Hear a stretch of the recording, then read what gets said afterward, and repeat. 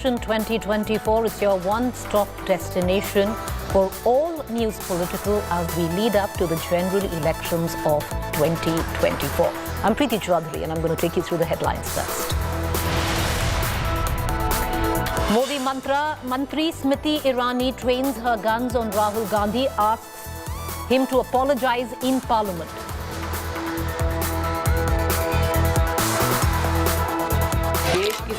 Every Indian citizen demands an apology to the Indian Parliament.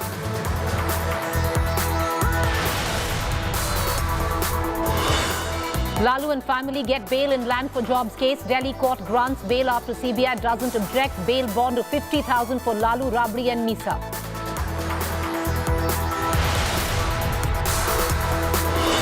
Supreme Court declines to give Kavita relief from appearing before ED tomorrow in liquor case scam.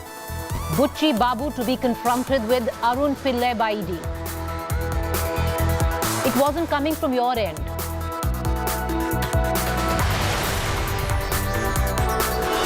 Versus DMK showdown erupts. DMK MP's car and home vandalized. Showdown between MP and TN ministers. Cadre opposition questions state of law and order under Stalin government.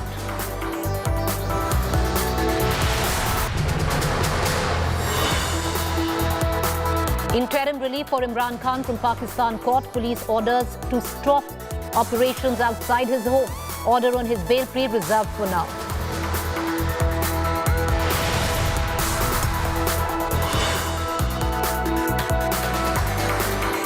A dramatic US-Russia mid-air collision over the Black Sea stokes diplomatic war of words. US blames Russia team. Putin hits back, says provoked by US pilots.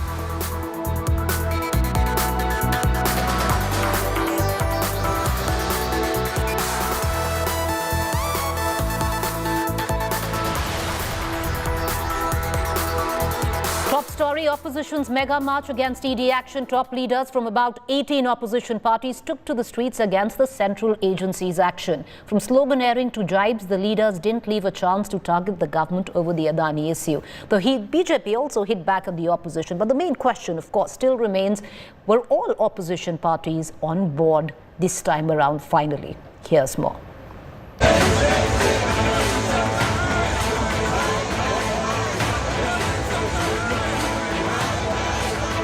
From Sansad to the streets, the opposition is turning up the heat on the Narendra Modi government over the Adani stock crisis. 18 opposition parties marched from Parliament to the Enforcement Directorate headquarters on Wednesday, but were blocked roughly 200 meters before the destination. The opposition leaders accused the ED of targeting opposition leaders while keep turning a blind eye to the BJP. They handed a letter to the ED demanding investigation into allegations of stock manipulation and financial irregularities levelled against Gautam Adani Group. How it happened, who is responsible, who is giving the money, how he is allowed to take so much money. There should be an inquiry and inquiry should be held. And what is the relation between Prime Minister and Adani ji? ED इस मामले में FIR दर्ज करके investigation शुरू करे। अडानी के खिलाफ कार्रवाई क्यों नहीं हो रही है? मोदी जी इंडिया के प्रधानमंत्री हैं या अडानी के प्रधानमंत्री हैं? ये देश जानना चाहता है। The political slugfest continued in Parliament, where the opposition demanded a JPC probe into Adani crisis. The BJP, on the other hand, persisted with their demand for an apology from Rahul Gandhi for allegedly seeking foreign interference to restore democracy. Both Lok Sabha and Rajya Sabha were adjourned for a third day without doing much work. Rahul Gandhi, instead of coming to Parliament and apologizing for his undemocratic rant against India, today seeks to be absent from Parliament. While the opposition presented a united front in their march to ED office, the chinks are visible. The TMC, the third largest opposition party, was not part of the exercise. They staged their own protest on the issue of LPG prices. The NCP, a constituent of the UPA, too was missing from the signatories of the complaint to ED. Even Rahul Gandhi, who arrived back in India on Wednesday, skipped the protest march. With Supriya Bharadwaj, Aishwarya Paliwal, Mausami Singh and Ashutosh Mishra in New Delhi, Bureau Report, India Today. I'm connecting to my colleague Mausami Singh, who's joining us, who covered the entire march which started from the Parliament, Mausami. But the question I want to ask you is ED now going to be the fulcrum of opposition unity? How many people in terms of political parties actually signed up on that letter which the Congress sent to the ED in the first place? The TMC, was it on board? Was it missing? Strangely, NCP was missing too. Preeti, almost 16 parties, we are told in that letter. There was supposed to be 18, but the TMC and the NCP, surprisingly, which is why of the Congress party and was a part of the camp that really actually spells out the call of the opposition unity on the day when 16 parties were marching out. You had the TMC doing a protest at the Gandhi. Having a huge issue with your audio link. We're going to try and reconnect to you. With that, I just want to quickly move on and get you the very latest in terms of the reaction that has come in from one of the Congress's top troubleshooters. Listen in to Sam Pitroda. Could Mr. Rahul Gandhi have been a little bit more nuanced when you're dealing with sensitive issues? So. For example, in Cambridge, there was a Sikh gentleman in front of him, and he said Sikhs are being reduced to second-class citizens. When you make these comments, could you be more nuanced? It's okay to make that comment. You are a democratic country. I mean, what is the problem? If one feels that way, it's perfectly normal. You can disagree with him. That's okay. But you're seen to be overly negative. You're seen to be constantly negative and dissing on your own country on foreign soil. So what's the problem though? I mean, what is this idea that you can't say anything against your country on foreign soil? Who came up with this concept? The world is everybody's. So this whole idea that you can't go to foreign country and say something, you can say whatever you want to say. What's the problem? I just don't get it. Where is the problem? You should be. You could be more nuanced instead of making sweeping remarks. You know, democracy in India is messy and chaotic. But to say that democracy is finished. Of course, I also feel that democracy is not finished. Democracy is it an overstatement? Democracy is attacked, and someone feels that it is finished. That's okay. That's their judgment. You can say, I don't agree with your judgment. That's perfectly normal. But the attack after attack in an organized way with media support is what I'm concerned about. Okay? Poor guy can't even scratch. If you scratch, you will say, why did you scratch in foreign countries? I mean, let's be reasonable. Let's be civilized. Let's give him some space. Poor fellow has no space. Why is everyone so obsessed with what he says, how he said, every word of it, every sentence of it, every tone of it? He's also a human being. He should have the same freedom you and I have. Of course, he's a leader of a party, one of the key leaders in the country. We all respect that. But at the end of the day, we are all human beings. I also say things in America about India. That doesn't mean I'm against India. I'm not nationalist. I say things about America, being in America. Nobody has ever asked me anything. I've said lots of negative things about America. In America, abroad, I am a human being first. I'm more concerned about humanity than about nationality. So but now you don't have to agree with me. But isn't Sam Pitroda, isn't it more important for a leader who aspires to the highest office in India to offer his own vision, his own positive narrative of India, rather than constantly focusing on the negatives and bashing Narendra Modi. That surely Rahul Gandhi has more to offer as to what the Congress party and he stands for, rather than focus on Mr. Modi all the time. Rajdeep, that is his option. And this is your opinion, which is fine. I respect that. All right, that exclusive interview with Sam Petroda by our consulting editor Rajdeep Sardesai. Let's quickly now move on and get you the other latest news. With elections in the state of Karnataka just around the corner, it is now a battle of the old guard versus the new guard in the state in a big internal tussle within the BJP camp. C.T. Ravi hit out at former Chief Minister Yediyurappa, claiming only the party's top brass and not Yediyurappa or his family will decide the poll tickets for his son. And now BSY's son has responded. He's the full report right here from poll-bound Karnataka.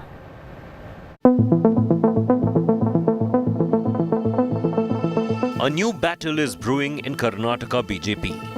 The new guard is questioning party veteran B.S. Yediyurappa's role in decision-making even after he announced his retirement from electoral politics recently. The bone of contention is Yediyurappa's bastion Shikaripura. The former CM, speaking to India Today, had exuded confidence that his seat would go to his son Vijayendra after he stepped down. In future, he will be given importance and he is going to contest from Shikaripura and he will get maximum support from the people of Shikaripura Taluk and he will come back to power. And afterwards, whatever the responsibility is going to give from the center and the center leadership, he will fulfill that demand. BJP General Secretary and Karnataka MLA C.T. Ravi on Monday took a jibe at Yediyurappa, claiming that the BJP ticket cannot be decided by one family. ನಿರ್ಣಯ ಕಿಚನ್ನಲ್ಲಿ ಆಗಲ್ಲ.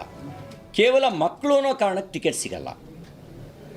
ಕೇವಲ ಮಕ್ಕಳು ಅನ್ನೋ ಕಾರಣಕ್ಕೆ ticket. ಆ ticket ಕೊಡುವ ನಿರ್ಣಯ ಅವ್ರ ಮನೇಲಿ ತೀರ್ಮಾನ ಆಗಲ್ಲ. ಆ ನಿರ್ಣಯ ಟಿಕೆಟ್ ಕೊಡಬೇಕು ಅನ್ನೋ ಬಿಡಬೇಕು ಅನ್ನೋ ನಿರ್ಣಯ ಪಾರ್ಲಿಮೆಂಟ್ರಿ ಬೋರ್ಡ್ ತೆಗೆದುಕೊಳ್ಳುತ್ತೆ. ಯಾರಿಗೆ ಟಿಕೆಟ್ ಕೊಡಬೇಕು ಬಿಡಬೇಕು ಅನ್ನೋದನ್ನು ವಿನಬಿಲಿಟಿ ಕ್ರೈಟೀರಿಯಾವನ್ನು ಆಧರಿಸಿ ಪಾರ್ಟಿ ಡಿಸೈಡ್ ಮಾಡುತ್ತೆ based on that survey. But ಆ ಸರ್ವೆ ಫ್ಯಾಮಿಲಿನಲ್ಲ ಆಗಲ್ಲ. Yediyurappa has left the matter to the party's top brass. ಅವ್ರು ಹೇಳೋದು ಸರಿ ಇದೆ. ವಿಜಯೇಂದ್ರನಿಂದಾಗಲಿ ರಾಜ್ಯದ ಯಾವುದೇ BJP ಶಾಸಕನ ತೀರ್ಮಾನ ಯಾರಾಗಬೇಕು ಅನ್ನುವಂಥದ್ದು ಚುನಾವಣಾ ಸಮಿತಿ ಮಾಡುತ್ತೆ ಹೊರತು ಯಾವುದೇ ನಾವ್ಯಾರು ಮಾಡೋಕ್ಕಾಗೋದಿಲ್ಲ.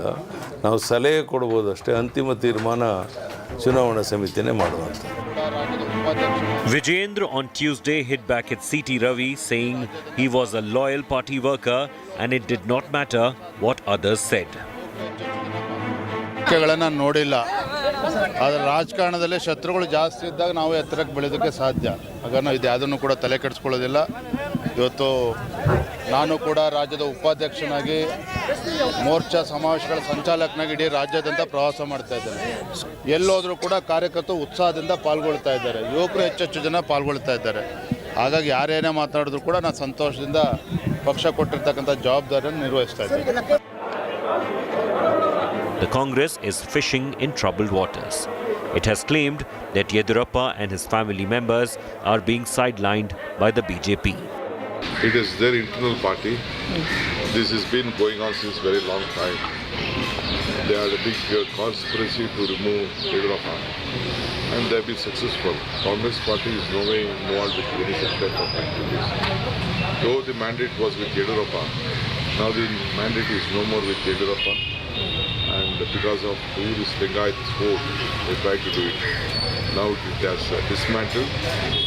I think the years of Yediyurappa will give a big result to the change of Karnataka politics. So Mr. C.T. Ravi is in high command. He is, I think, bigger than Mr. Yediyurappa. Yediyurappa had announced his retirement from electoral politics last month. The Lingayat strongman, however, remains key to the BJP's prospects in the upcoming assembly polls. Budget for Krushi. Prime Minister Narendra Modi made that clear during his recent Shivamoga visit, where he heaped praises on the senior BJP leader. The internal tussle between Yediyurappa and his betas within the party now threatens to create new roadblocks for the ruling BJP, which is already battling corruption charges. Former Chief Minister B.S. Yediyurappa has endorsed the hard-hitting statement of National General Secretary of BJP, C.T. Ravi. However, Congress believes that it has been served in a plate and trying to get political mileage out of this particular situation, where they have criticized that top Lingayat leader B.S. Yediyurappa has been snubbed and humiliated by BJP for a long time. With your journalist Madhu Sagairaj reporting for India Today, Bengaluru. Connecting to my colleague Sagai Raj, joining us from Bengaluru. Sagai, a month and a half away from elections, what's really going on where the BJP camp is concerned? One would have thought that now at least there would have been a cohesive outlook going ahead with Yediyurappa and Bommai coming together to lead the campaign. Well, that's what it seemed like even post your interview. But what's going on? There are too many dynamics, too much infighting, too much information that is contradictory to one another coming in from the same party. There is a lot of vacuum within the BJP after B.S. Yediyurappa has announced his retirement from the electoral politics, and everybody wants to take that particular position, especially C.T. Ravi, who is already a National General Secretary, and his hard-hitting statement, probably this particular statement with the opposition would have gone well, but with his own party, against his own top Lingayat leader who can fetch votes for you, has raised the eyebrows amongst the opposition as well as the people, where C.T. Ravi making these kind of statements against B.S. Yediyurappa. So everybody is in the race, and probably there is a fear that if D.Y. Vijayendra, who is the son of B.S. Yediyurappa, join the party, there might be a threat for them to establish themselves within the party. Remember, Vijayendra is a vice president of BJP state unit, and he has also helped BJP to win where they have never opened an account, especially Mandya, where they never had any kind of seat in Mandya. D.Y. Vijayendra was given in charge, and even in Sirsi, where it was a strong vote of Congress in both the seats, Vijayendra has proved his capability, but still he's been snubbed just because he's a son of B.S. Yediyurappa. And the top leaders also believe that if he comes into the BJP fold, they cannot establish themselves where he can take the limelight from them. What's the issue where Yediyurappa's son comes into question, Sagai? Where Yediyurappa declares that his son's going to fight from a particular seat. That didn't go down too well with C.T. Ravi. Absolutely, but this is not the first time that he's taking a dig at B.S. Yediyurappa, even when he was the chief minister, when there were allegations that his son was interfering in the day-to-day work of the government. Even at that point of time, he has taken indirect dig at B.S. Yediyurappa, and even now he's been vocal and he has taken a dig at B.S. Yediyurappa. So we need to wait and watch how the high command will take, whether they will interfere and try to put an end to these kind of controversy, because replying to his controversy, even D.Y. Vijayendra has hit out saying that more the enemies, more the growth within the party. All right, Sagai, we're going to keep coming back to you. My colleague Sagai getting us the very latest. It's going to be one hell of an election coming up in just viewers the next month and a half. With that, I'm going to go into a quick break. To stay with us. News and updates continue on the other side.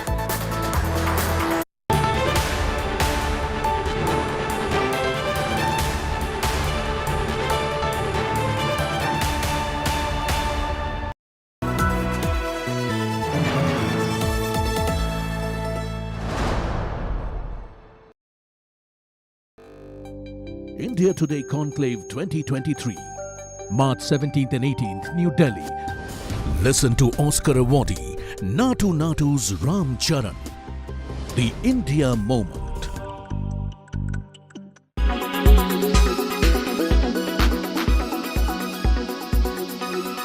The Elephant Whisperers, Kartiki Gonzalez and Gunit Monga. The Jumbo Oscar moment, where India's Elephant Whisperers enchanted the world.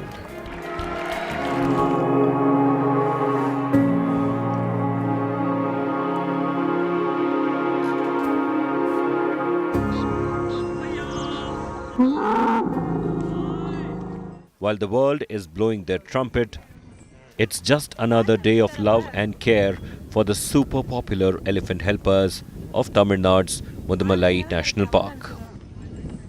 Billy and Bomman, despite their advancing age, are busy with Raghu and Ammu. The orphan calves need tender care and feeding, apart from occasional patting and grooming. Unaffected by the Oscar and global glare, the couple has an immediate goal: reuniting Raghu and Ammu with the wild elephant herd. Madam எங்களுக்கு ஒரு புள்ள மாதிரி எங்கள் வீட்டில் வந்து வெளியிலே நிற்க மாட்டாங்க, செருப்பு கழட்டு உள்ளே வந்துடுவா. உள்ளே வந்து என்னென்ன இருக்குது, காப்பி இருந்தால் காப்பி எடுத்து குடிச்சிக்கிறா, பசிக்குதானா சோறு கூட சாப்பிட்டு போயிடுவோம். என்ன எங்கள் புள்ள இறந்து போனதில் அவள் தான் புள்ள மாதிரி இருந்து என்ன பார்த்துட்டேன். அவனால தான் என் கவலை கொஞ்சம் கம்மியாயிருச்சு. ஏன்னா ஒரு புள்ள அவன் ஒன்று தான், அவன் அப்படி தான் நான் நினச்சிருக்கிறேன், நான் வேறன்னு நினைக்கல. என்ன நல்ல பாசமாக இருக்கிறேன்.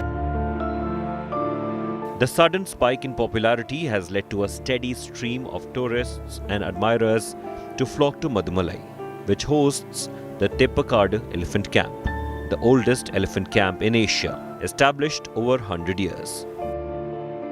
We came to visit the elephants and then we found out that two of them, Bumi and Raghu, won the Oscar last night, so it's very fortunate that we were able to see them here. Here to Mudumalai camp, reserve camp, where we've seen the Raghu, the Oscar-winning elephant. The humble couple, which has reared many orphaned elephant calves like their own children, are happy with the Oscar recognition. But for them, duty comes first, and so does the need to lead a remarkable life, which is a saga of compassion and coexistence with nature. Bureau Report, India Today.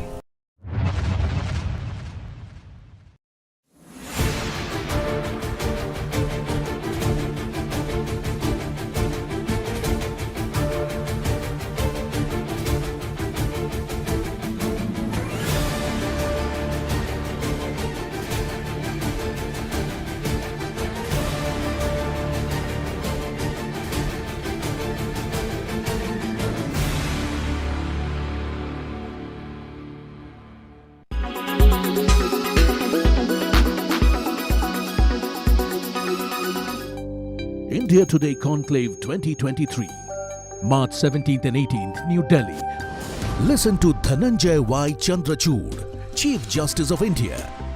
The India Moment.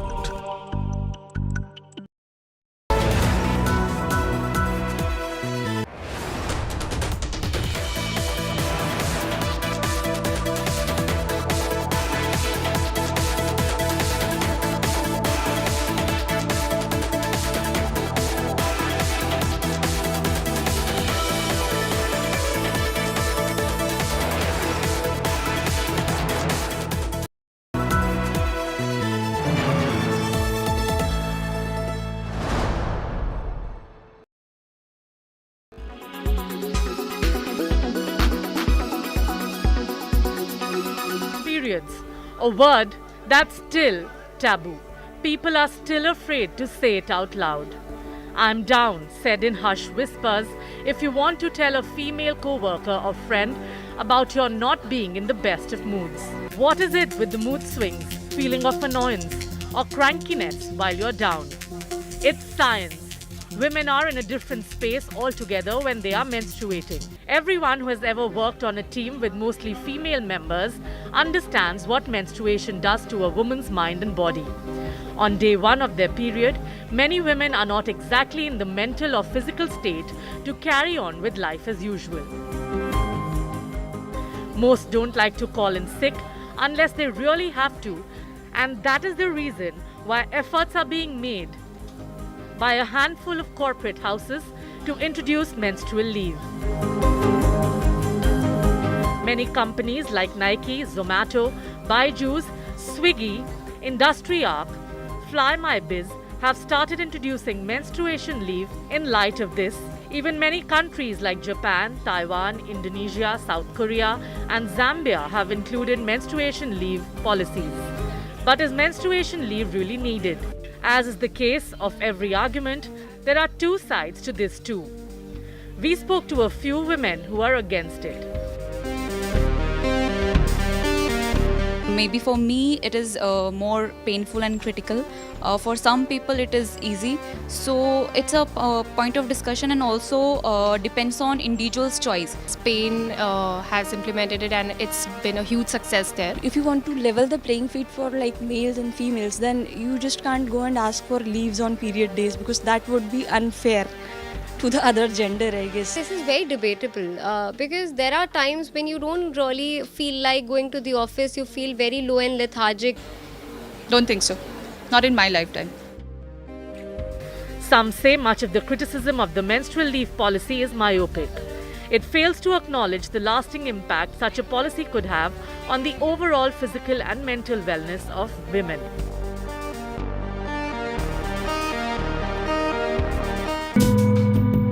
In India, the apex court has weighed in too. On February 24th, the Supreme Court put the ball in centre's court while hearing a petition on menstrual leave in India. A petitioner had filed a PIL in Supreme Court seeking a direction to all the states to frame rules for menstrual pain leaves for female students and working women at their respective workplaces. Hearing the plea, a bench headed by Chief Justice D.Y. Chandrachud urged the petitioners to approach the Union Ministry of Women and Child Development with the representation seeking a policy decision on the issue. In India, menstrual leave is not a new ask, with Bihar having introduced it in 1992 and the Menstruation Benefits Bill tabled in Parliament in 2017. Efforts have been made by women to break the stigma around it. French visual artist Ingrid Moen, in her series of 12 portraits titled Red is the Color, showed women wearing their menstrual blood as lipstick.